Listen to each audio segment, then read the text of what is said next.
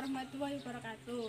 Perkenalkan, nama saya Fizi Alivia Karunisa dari kelas 10 IPS 4. Saya sedang berada di Taman Perumtas 3 Wonayu. Di sini saya akan membahas tentang pengetahuan dasar pemetaan. Peta adalah gambaran dari permukaan bumi yang digambar pada bidang datar yang diperkecil dengan skala tertentu dan dilengkapi simbol sebagai penjelas. Jenis peta digolongkan menjadi 4, yaitu pertama berdasarkan isinya. Peta umum, peta yang menggambarkan keadaan umum dari suatu wilayah, objek alam misalnya gunung, sungai, objek buatan misalnya kota dan jalan. Peta umum terbagi menjadi 3 jenis, yaitu peta topografi, peta yang menggambarkan permukaan bumi lengkap dengan reliefnya. Peta geografi, peta yang menggambarkan seluruh atau sebagian permukaan bumi. Peta dunia, peta umum yang berskala sangat kecil dengan cakupan wilayah yang sangat luas. Peta khusus atau tematik, peta yang menggambarkan ketampakan-ketampakan tertentu, baik kondisi fisik maupun sosial budaya. Berdasarkan skalanya, urutan peta tidak sama. Ada yang berukuran besar dan peta yang kecil. Berdasarkan skalanya, peta digolongkan menjadi 5 peta, yaitu kadaster berskala 1:100 sampai dengan 1:5000. Peta skala besar berskala 1:5000 sampai dengan 1:250.000. Peta skala sedang berskala 1:250.000 sampai dengan 1:500.000. Peta skala kecil berskala 1:500.000 sampai dengan 1:1 juta. Peta skala geografis berskala lebih dari 1:1 juta. Berdasarkan sumber datanya dapat digolongkan sebagai berikut. 1. Peta dasar merupakan peta yang dihasilkan dari survei langsung di lapangan dan dilakukan secara sistematis. 2. Peta turunan merupakan peta yang dibuat berdasarkan acuan peta yang sudah ada sehingga survei langsung ke lapangan tidak diperlukan lagi. Berdasarkan sifat datanya, berikut jenis-jenisnya.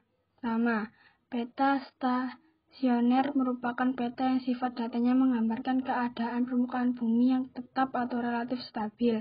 Kedua, peta dinamis merupakan peta yang sifat datanya menggambarkan keadaan permukaan bumi yang bersifat dinamis atau berubah-ubah. Tujuan pembuatan peta dan fungsi peta: membantu suatu pekerjaan, misalnya untuk konstruksi jalan, navigasi, atau perencanaan.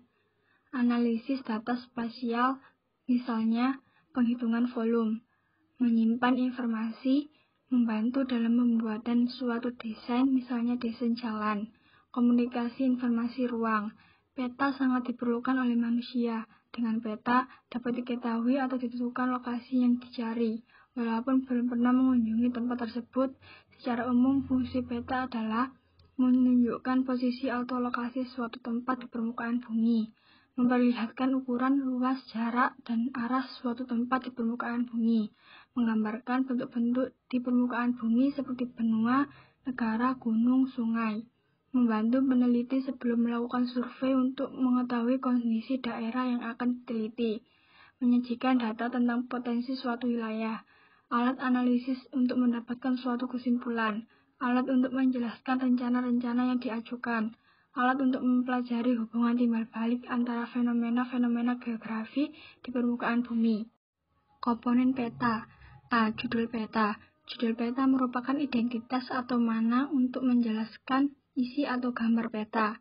B. Garis tepi peta. Garis tepi peta merupakan garis untuk membatasi ruang peta, umumnya berbentuk segi 4. C. Garis astronomis. Garis astronomis terdiri dari garis lintang dan garis bujur. D. Petunjuk arah. Fungsi dari petunjuk arah adalah menunjukkan arah mata angin, yaitu utara, timur laut, timur, tenggara, selatan, barat daya, barat, dan barat laut. E. Inset. Inset menunjukkan lokasi daerah yang dipetakan pada kedudukannya dengan daerah sekitar yang lebih luas. F. Skala peta. Skala peta merupakan angka yang menunjukkan perbandingan jarak di peta dengan jarak sesungguhnya. G. Simbol peta. Gambar yang ada pada peta informasi geografis yang berhubungan dengan bentuk wilayah beserta ketampakan fenomena alam atau budaya. Syarat-syarat simbol peta yang baik antara lain sebagai berikut. Pertama, kecil supaya tidak terlalu banyak memerlukan ruang pada peta. Kedua, sederhana supaya mudah dan cepat digambar. 3. Jelas supaya tidak menimbulkan salah tafsir bagi pembaca peta. Berdasarkan bentuknya, simbol dibagi menjadi 3, yaitu sebagai berikut. Pertama, titik digunakan untuk melambangkan kota, gunung, dan bandar udara. Kedua, garis digunakan untuk melambangkan ketampakan alam atau budaya yang berbentuk garis, contohnya jalan, sungai, dan batas wilayah. 3. Luasan atau area digunakan untuk melambangkan ketampakan alam atau budaya yang memiliki luas, contohnya sawah, rawa, dan danau.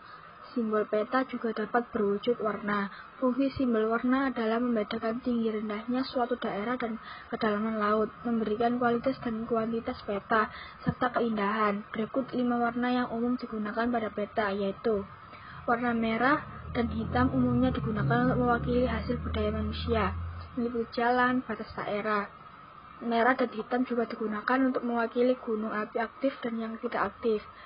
Warna hijau untuk mewakili ketampakan vegetasi dan biasanya juga digunakan untuk mewakili dataran rendah. Warna biru untuk mewakili perairan seperti danau, sungai. Semakin tua warna biru pada peta, semakin dalam suatu perairan. Warna kuning dan coklat untuk mewakili dataran tinggi pegunungan. Semakin tua warna coklat suatu wilayah pada peta, semakin tinggi reliefnya wilayah tersebut. Warna putih untuk mewakili ketampakan gletser di muka bumi, misalnya untuk mewakili daerah kutub dan gletser di atas pegunungan tinggi. Legenda merupakan keterangan dari simbol-simbol peta yang digunakan supaya lebih mudah dipahami pembaca. Penempatan legenda ini didasarkan pada pendekatan kreativitas dan nilai keindahan seni kartografinya. Sumber peta dicantumkan agar pembaca tahu dari mana sumber peta itu diperoleh. Lembaga-lembaga resmi yang menjadi tempat sumber-sumber peta di Indonesia. Tahun pembuatan sangat diperlukan terutama pada peta-peta yang menggambarkan data atau keadaan yang cepat berubah. Tahun pembuatan peta akan berpengaruh terhadap keakuratan peta tematik. Tata cara penulisan peta. Untuk membuat tulisan pada peta, ada kesepakatan di antara para ahli pembuat peta, yaitu sebagai berikut. Pertama, nama geografi ditulis dengan bahasa dan istilah yang digunakan penduduk setempat. Contohnya, sungai ditulis Ci, Jawa Barat, Keurung, Nanggoro Aceh, Darussalam, air Sumatera Utara, dan kali Jawa Tengah. Nama sungai ditulis searah dengan aliran sungai dan menggunakan huruf miring. Kedua, nama jalan ditulis harus searah dengan arah jalan tersebut. Ketiga, nama kota ditulis dengan 4 cara, yaitu di bawah simbol kota, di atas simbol kota, di sebelah kanan simbol kota, dan di sebelah kiri simbol kota. Membaca peta.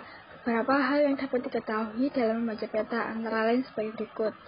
A. Isi peta dan tempat yang digambarkan dapat dilihat dari judul.